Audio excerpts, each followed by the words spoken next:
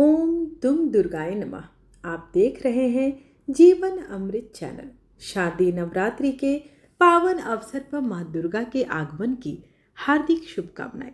नवरात्रि के ये 9 दिन शक्ति, भक्ति और साधना के प्रतीक है। मां दुर्गा के चरणों में अपना मन अर्पित करके हम सब अपने जीवन को सुख, शांति और समृद्धि से भर सकते हैं। तो आइए मां के इस मंगल आगमन पर हम सब मिलकर श्रद्धा और विश्वास के दीप प्रज्वलित करें और उनके जयकारा लगाएं। जय माता दी, जय अम्बे गौरी। पाठ का आरंभ करने से पहले आप सबसे एक ही अनुरोध है कि कथा पूरी सुने और दिल से कमेंट बॉक्स में जय माता रानी अवश्य लिखें। महर्षि मार्कंडेय बोले, सूर्य के पुत्र सावर्णी की उत्पत्ति की कथा विस्तार पूर्वक कहता हूँ, सुनो। सावर्णी महामाया की कृपा से जिस प्रकार मनवंतर के स्वामी हुए उसका भी हाल सुनो। पहले स्वारोचिस नामक राज्य था। वह प्रजा को अपने पुत्र के समान मानते थे, तो भी कोला विध्वंसियों राजा उनके शत्रु बन गए। दुष्टों को दंड देने वाले राजा सूरत की उनके साथ लड़ाई हुई। कोला विध्वंसियों के संख्या में कमी होने पर भी राजा सूरत युद्ध में उनसे हार गए।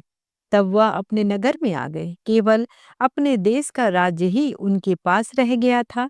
वह उसी देश के राजा होकर राज्य करने लगे, किंतु उनके शत्रुओं ने उन पर वहां भी आक्रमण कर दिया। राजा को बलहीन देखकर उसके दुष्ट मंत्रियों ने राजा की सेना और खजाना अपने अधिकार में कर लिया। राजा सूरत अपने राज्य अधिकार को हार कर शिकार खेलने के बहाने घोड़े पर सवार होकर वहां से एक भयंकर वन की ओर चल दिए। उस वन में उन्होंने महर्षि मेधा का आश्रम देखा। वहां मेधा महर्षि अपने शिष्यों तथा मुनियों से सुशोभित बैठे हुए थे, और वहां कितने ही हिंसक जीव परम शांति भाव से रहते थे। राजा सूरत ने महर्षि मेधा को प्रणाम किया और महर्षि ने भी उनका उचित सत्कार किया। राजा सूरत महर्षि के आश्रम में कुछ समय तक ठहरे। अपने नगर की ममता के आकर्षण से राजा अपने मन में सोचने लगा, पूर्व काल में पूर्वजों ने जिस नगर का पालन किया था वह आज मेरे हाथ से निकल गया। मेरे दुष्ट एवं दुरात्मा मंत्री मेरे नगर की अब धर्म से रक्षा करते भी होंगे कि नहीं। मेरा प्रधान हाथी, जो कि सदा मद की वर्षा करने वाला और शूरवीर था, मेरे वैरियों के वश में होकर न जाने कौन से दुख भोग रहा होगा। मेरे आज्ञाकारी नौकर भी मेरी कृपा से धन और भोजन पाने से सदैव सुखी रहते थे और मेरे पीछे पीछे चलते भी थे। वह अब निश्चय ही उस दुष्ट राजाओं का अनुसरण करते होंगे तथा मेरे दुष्ट एवं दुरात्मा मंत्रियों द्वारा व्यर्थ ही धन को व्यय करने से संचित किया हुआ मेरा खजाना एक दिन अवश्य ही खाली हो जाएगा। इस प्रकार की बहुत सी बातें सोचता हुआ राजा निरंतर दुखी रहने लगा। एक दिन राजा सूरत ने महर्षि मेधा के आश्रम के निकट एक वैश्य को देखा। राजा ने उससे पूछा, भाई तुम कौन हो? यहाँ तुम्हारे आने का क्या कारण है? और तुम मुझे शोकग्रस्त अनमने से क्यों दिखाई देते हो? इसका क्या कारण है? राजा ने यह नम्र वचन सुन वैश्य से महाराज सूरत को प्रणाम करके कहा। वैश्य बोला, राजन, मेरा नाम समाधि है। मैं धनियों के कुल में उत्पन्न एक वैश्य हूँ। मेरे दुष्ट स्त्री और पुत्रादिकों ने लोभ से मेरा सब धन छीन लिया है और मुझे घर से निकाल दिया है। मैं इस तरह से दुखी होकर इस वन में चला आया हूँ, और यहाँ रहता हुआ मैं इस बात को कभी नहीं जानता कि अब घर में इस समय सब सकुशल हैं या नहीं। यहाँ मैं अपने परिवार का आचरण संबंधी कोई समाचार भी नहीं पा सकता कि वह घर में इस समय कुशल पूर्वक हैं या नहीं। मैं अपने पुत्रों के संबंध में यह भी नहीं जानता कि वह सदाचारी हैं या दुराचार में फंसे हुए हैं। राजा बोले, जिस धन के लोभी स्त्री पुत्रों ने तुम्हें घर से निकाल दिया, फिर भी तुम्हारा चित्त उनसे क्यों प्रेम करता है? वैश्य ने कहा, मेरे विषय में आपका ऐसा कहना ठीक है, किंतु मेरा मन इतना कठोर नहीं है। यद्यपि उन्होंने धन के लोभ में पड़कर पितृ स्नेह को त्याग कर मुझे घर से निकाल दिया है, तो भी मेरे मन में उनके लिए कठोरता नहीं आती। हे महामते, मेरा मन फिर भी उनमें क्यों फंस रहा है? इस बात को जानता हुआ भी मैं नहीं जान पा रहा। मेरा चित्त उनके लिए दुखी क्यों है? मैं उनके लिए लंबी लंबी सांसें ले रहा हूँ। उन लोगों में मेरा प्रेम नाम को भी नहीं है। फिर भी ऐसे निस्नेहियों के लिए मेरा हृदय कठोर क्यों नहीं होता? महर्षि मार्कंडे जी ने कहा, हे ब्राह्मण, इसके पश्चात महाराज सूरत और वह वैश्य दोनों महर्षि मेधा के समीप गए और उनके साथ यथा योग्य न्याय संभाषण करके दोनों ने वार्ता आरंभ की। राजा बोले, हे भगवन, मैं आपसे एक बात पूछना चाहता हूँ, सो आप कृपा करके मुझे बताइए। मेरा मन अधीन नहीं है, इससे मैं बहुत दुखी हूँ। राजा, धनादि की चिंता अभी तक मुझे बनी हुई है और मेरी यह ममता अज्ञानियों की तरह बढ़ती जा रही है। और यह समाधि नामक वैश्य भी अपने घर से अपमानित होकर आया है। स्वजनों द्वारा त्याग हुआ भी यह उनसे हार्दिक प्रेम रखता है। इस तरह हम दोनों ही दुखी हैं।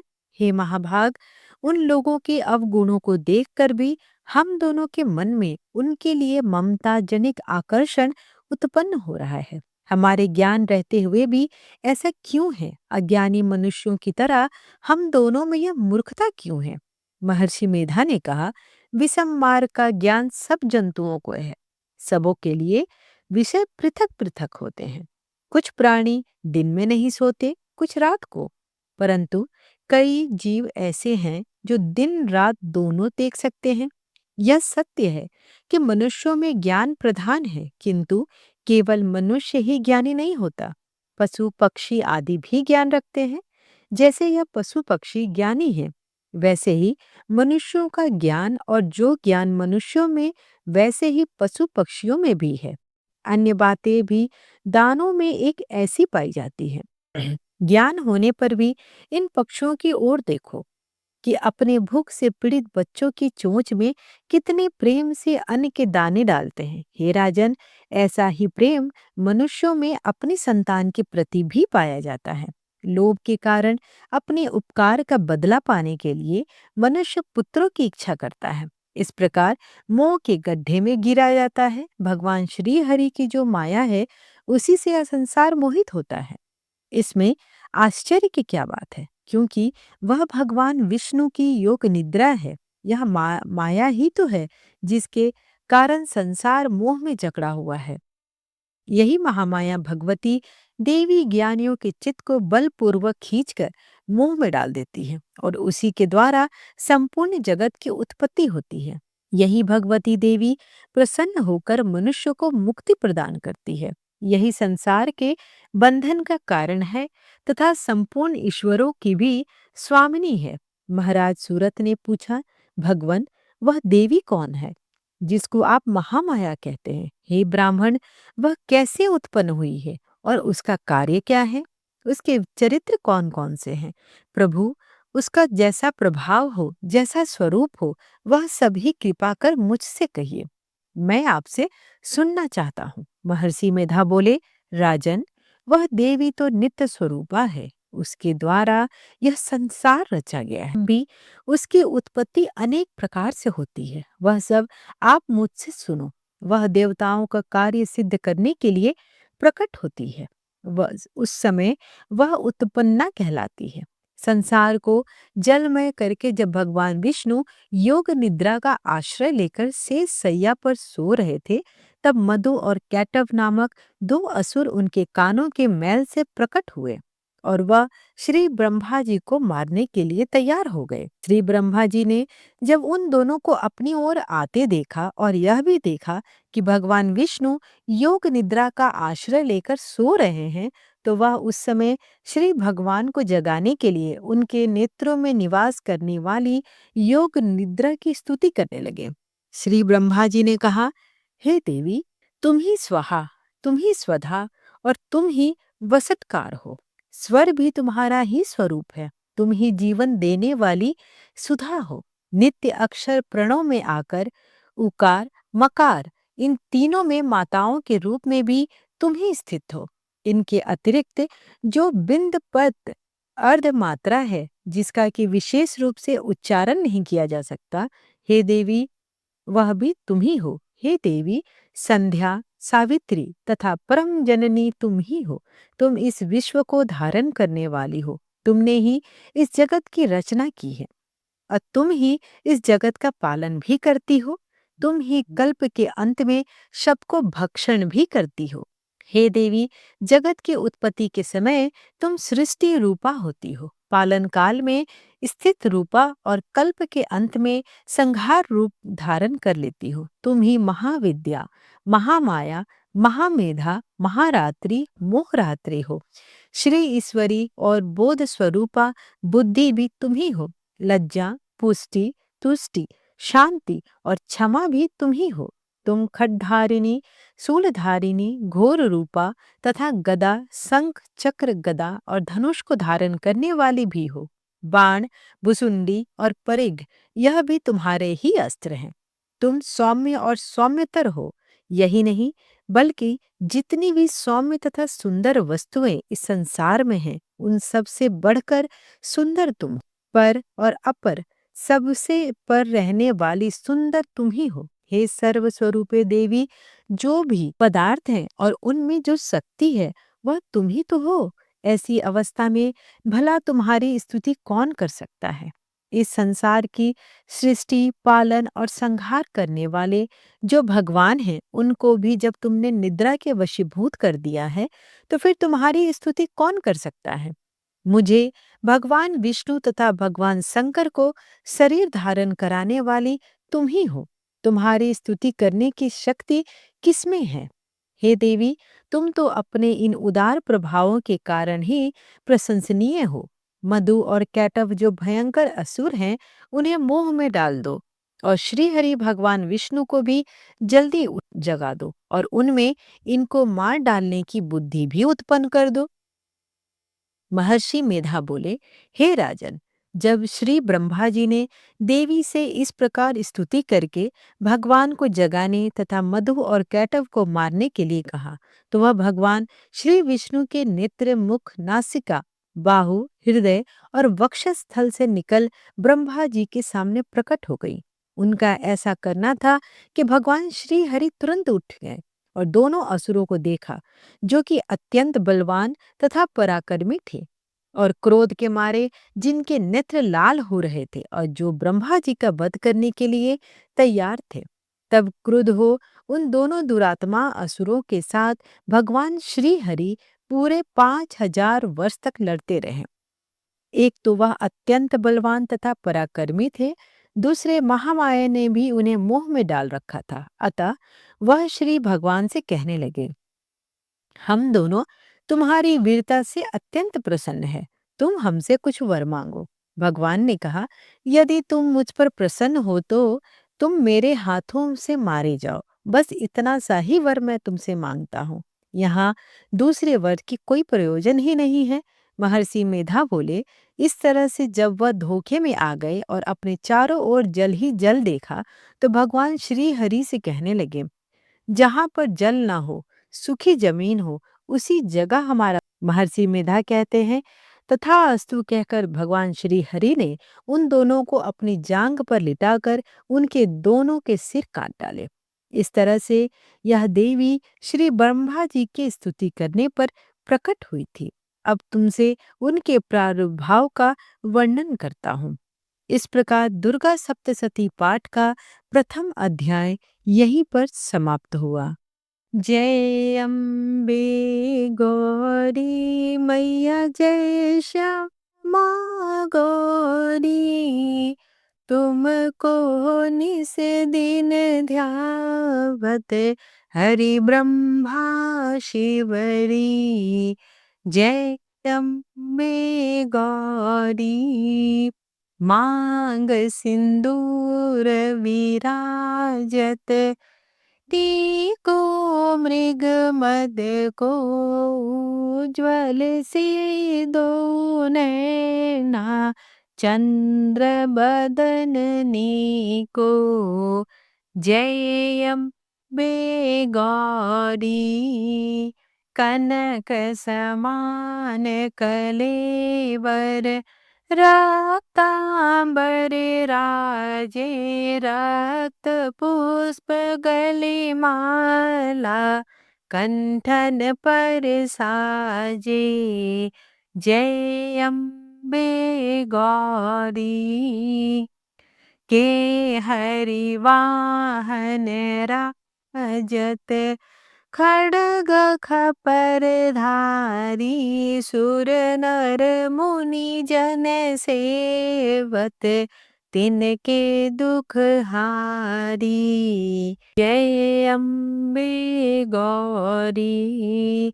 कानन कुंडल शोभित, नासाग्रे मोती, कोटिक चंद्र दिवाकर, राजत सम ज्योति जय अम्बे गौरी। शुंभ निशुंभ विदारे, महिषासुर घाती, धूम्र विलोचन नैना, निस दिन मदमाती जय अम्बे गौरी। चंड मुंड संहारे, शोणित बीज हरे, मधु कैटव दो मारे, सुर भयहीन करे ओम जय अम्बे गौरी।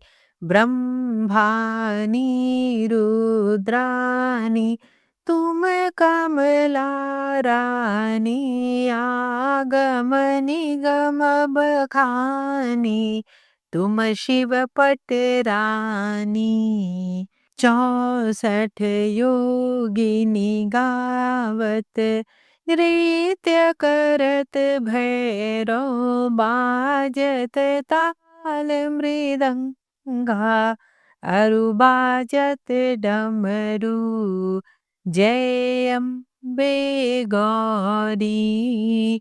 तुम ही जग की माता, तुम ही हो भरता, भक्तन की दुख हरता, सुख संपत्ति करता जय अम्बे गौरी। भुजाचार अति शोभित, वर मुद्राधारी, मन वांछित फल पावत, सेवत नर नारी जय अम्बे गौरी। कंचन थाल विराजत, अगर कपूर बाती, श्रीमाल के तुमे राजत, कोटि रतन ज्योति जय अम्बे गौरी। मैया जय श्यामा गौरी। श्री अम्बे जी की आरती, जो कोई नर गावे, कहत शिवानंद स्वामी, सुख संपत्ति पावे जय अम्बे गौरी। मैया जय श्यामा गौरी। त्वमेव माता च पिता त्वमेव, त्वमेव बन्धु च सखा त्वमेव, त्वमेव विद्या द्रविडं त्वमेव, त्वमेव सर्वं मम देव देव। आरतीम समर्पयामि दुर्गा दिव्यै नमो नमः। आशा करती हूँ कि आज की कथा आपको अच्छी लगी हो। वीडियो पसंद आए तो चैनल को लाइक शेयर एंड सब्सक्राइब करना बिल्कुल ना भूलें। धन्यवाद।